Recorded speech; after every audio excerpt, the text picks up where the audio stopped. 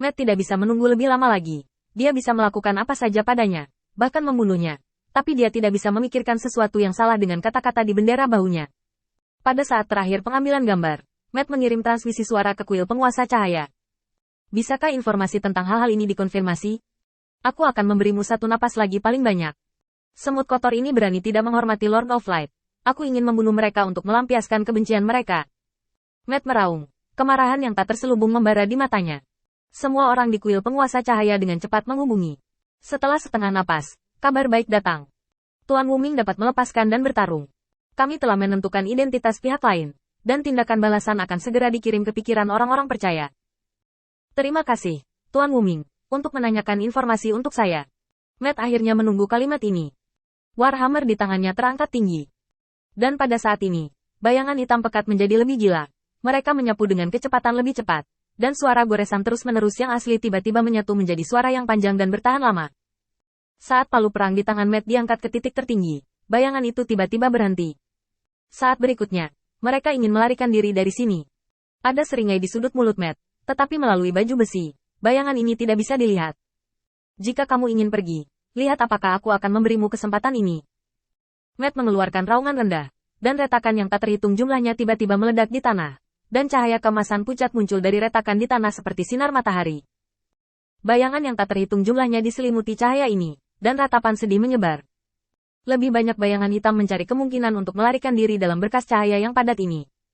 Mereka mencoba untuk melarikan diri. Setelah serangan panik sebelumnya, mereka benar-benar menyerah. Kumpulkan kekuatan semua orang, dan tidak ada dari mereka yang bisa melukai monster ini. Ini bukan pertanyaan apakah Anda bisa menang.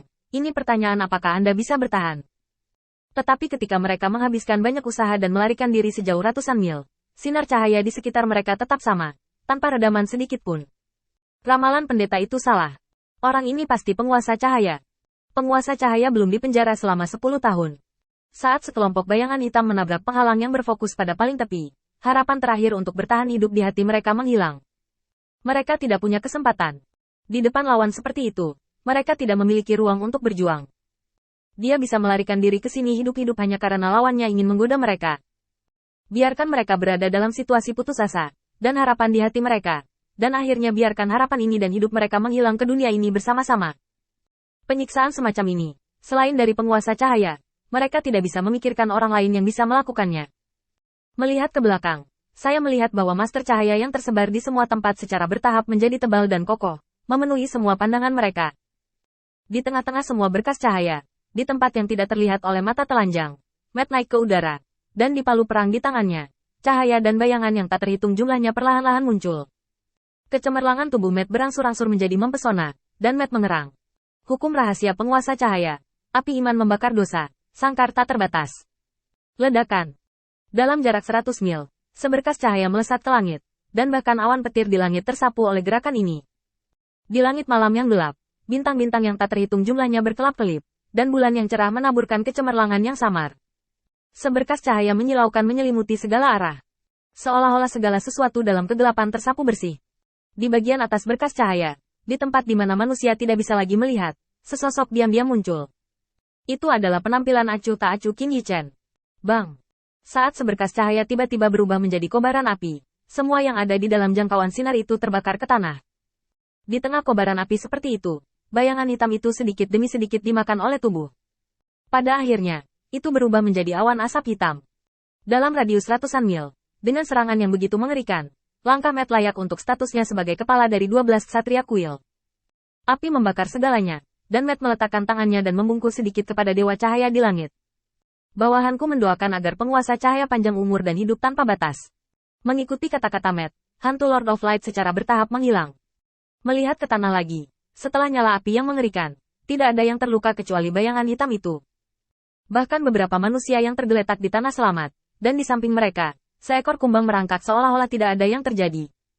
Dengan jangkauan serangan yang begitu akurat, hanya orang dengan level monster seperti Matt yang bisa melakukannya. Matt meletakkan palu perang dan melihat ke kejauhan. Di belakangnya, penjaga kuil yang mengenakan baju besi berat seperti dia muncul. Kembalilah ke Lord Wuming, kami telah selesai mempersiapkan hal-hal di 4 kota utama. Sai Lao dan Zhao Wuling di Lei Cheng telah menangkap beberapa bayangan hidup-hidup, mari kita lepaskan dan bertarung. Matt mengangguk. Aku akan pergi ke sarang mereka, kamu tidak bisa mengurus hal-hal ini. Kamu di sini untuk membantu tim penegakan hukum kuil dan yang lainnya untuk membersihkan sisa-sisa yang tersisa. Setelah berbicara, ledakan sonik menyebar. Pada saat konfrontasi sebelumnya, Matt dengan tajam menangkap nafas transmisi suara. Matt tidak mencegat atau menghancurkan, tapi diam-diam memberikan sedikit keyakinan dan mengikutinya sepanjang jalan. Ikuti pokok anggur. Tidak ada semut yang berani menyerang kuil penguasa cahaya ini yang akan selamat. Matt pergi dengan tergesa-gesa. Dengan kepergian Matt, pengawal Templar bergerak lagi.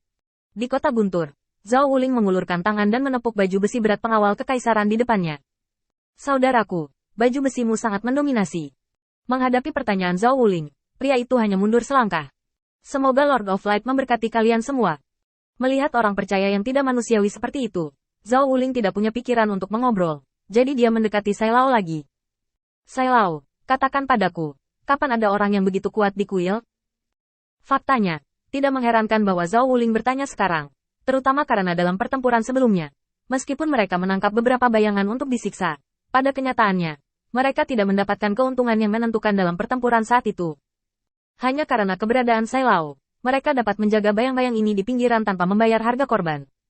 Bahkan lebih sulit untuk melawan. Kemampuan bayangan ini terlalu aneh. Apakah itu senjata atau kekuatan iman? Itu dapat menyebabkan kerusakan yang sangat kecil pada mereka. Tidak sampai kemunculan 3 orang pengawal Templar yang mengubah gelombang pertempuran. Ketiga orang ini seperti membunuh dewa. Setelah mengubah gaya bertarung kuil penguasa cahaya, mereka bergegas maju dengan palu perang secara bergantian, seperti mayat hidup.